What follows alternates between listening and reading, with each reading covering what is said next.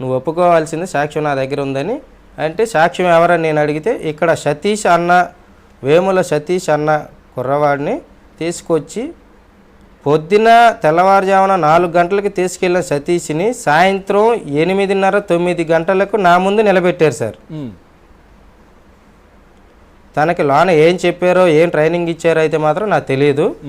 నువ్వే చేయమన్నావు అన్నట్టు చెప్పించారు సార్ అక్కడ. మీకు తెలుసా సతీష్? నేను వాడిని ఏంట్రా నామని చెప్తున్నావు, అసలు నిన్నెప్పుడు కలిశానంటే నన్నేం చేయమంటావు, నా సిచ్యువేషన్ ఏంటి అన్నట్టు జాలిగా మొహం పెట్టాడు సార్. అంటే బలంగా అక్కడ కొట్టి కానీ ఏదన్నా చెప్పి కానీ చేపించారు సార్ సతీష్తో. నేను సార్ ఇది మీరు కావాలని చేస్తున్నారా ఏంటి సార్ అని నేను వాదనకి దిగేసరికి నన్ను 2 దెబ్బలు వేయడం జరిగింది సార్ అక్కడ ఆన్ ది స్పాట్లో.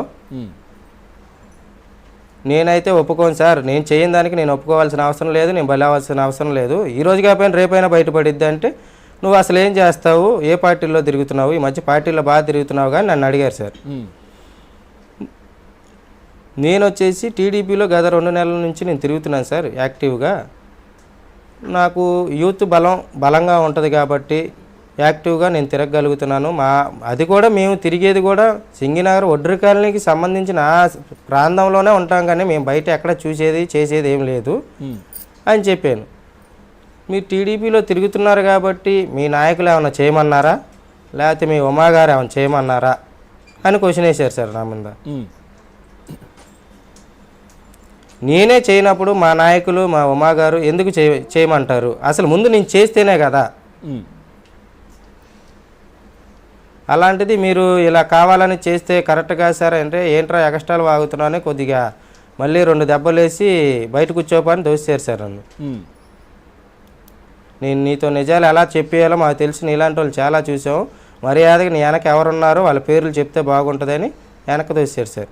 అంటే మధ్య మధ్యలో వాళ్ళకి ఫోన్లు రావడం, బయటకు పోవడం, లోపలికి రావడం, హడావిడి ఇవన్నీ కూడా స్టార్టింగ్ చేశారు కదా. అలా జరుగుతుంది సార్, ఫోన్లో అలాగే జరుగుతుంది సార్. తర్వాత నీ ఫోన్లో ప్రతిదీ కాల్ లిస్ట్ తీస్తాను, నీ అంత చూస్తాను, ఎవరితో మాట్లాడావు, ఎన్ని మాట్లాడావు మీరు ప్రతిదీ చూసుకోండి.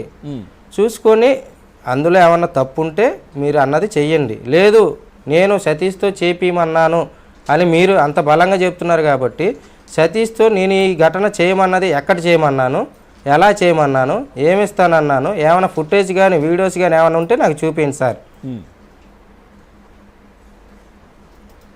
ఈ చూపించాల్సిన కాడ చూపిస్తాము, నీకు చూపించాల్సిన అవసరం మాకు లేదు. నేను చూపించుకునే కాడ చూపించుకోండి, మరి చూపించుకునే కాడ చూపించుకోండి సార్, నన్ను ఎందుకు బలి చేస్తారు ఏం తెలియనోన్ని. ఈ ఘటనలో అయితే నేను లేను, నువ్వు లేకపోతే నీ నాయకులు ఉన్నారా, మళ్ళీ అక్కడికే వస్తున్నారు సార్ ఎటు చూసినా.